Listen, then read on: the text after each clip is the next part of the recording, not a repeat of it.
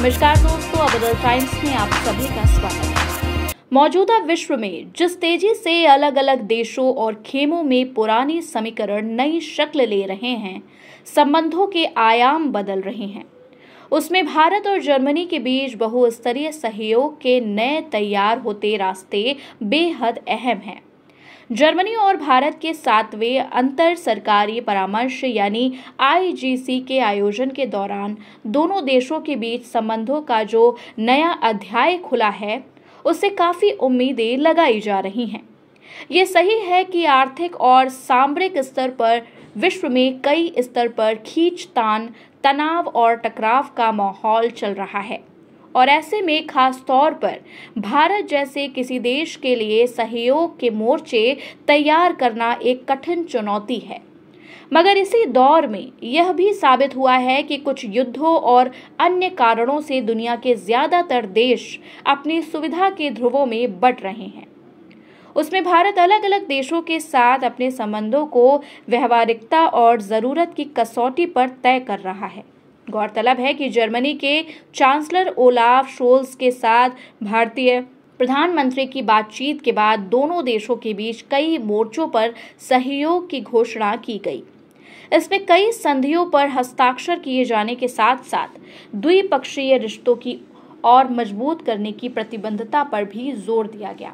भारत में बेरोजगारी की समस्या आम है, तो जर्मनी में कुशल कामगारों की कमी है। इस लिहाज से देखें तो द्विपक्षीय बातचीत में जर्मनी में भारत के कुशल कामगारों की बढ़ती मांग और यहां के प्रशिक्षित श्रमिकों के लिए वार्षिक वीजा की संख्या 20,000 से बढ़ाकर 90,000 करने पर बनी सहमति काफी मायने रखती है।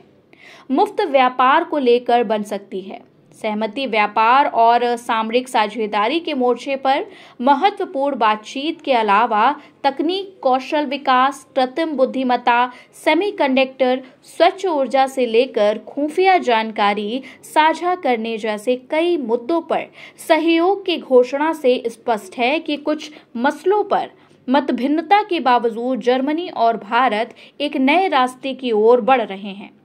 हालांकि ये देखना होगा कि मुक्त व्यापार पर विश्व व्यापार संगठन की व्यवस्था को मानने के मसले पर किस हद तक सहमति बन पाती है।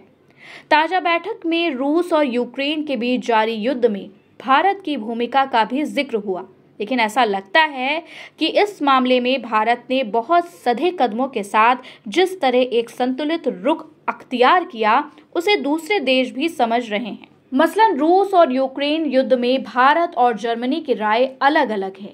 एक और जर्मनी खुलकर रूस के रुख को अंतर्राष्ट्रीय चिंता का कारण बताता है, वहीं भारत साफ तौर पर युद्ध की निरर्थकता को रेखांकित करता है कि युद्ध किसी भी समस्या का समाधान नहीं हो सकता। कई क्षेत्रों में सहयोग को मजबूत करना।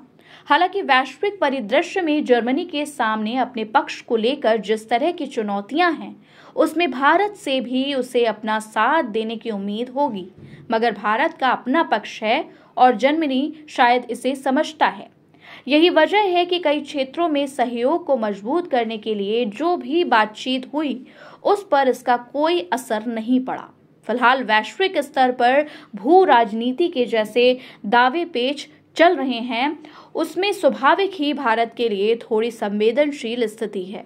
मगर इस मामले में भारत ने जिस तरह सावधानी के साथ फूंक फूंक कर अपने कदम बढ़ाए हैं, उसमें जर्मनी के साथ सहयोग का नया अध्याय भी इसका एक ठोस उदाहरण है।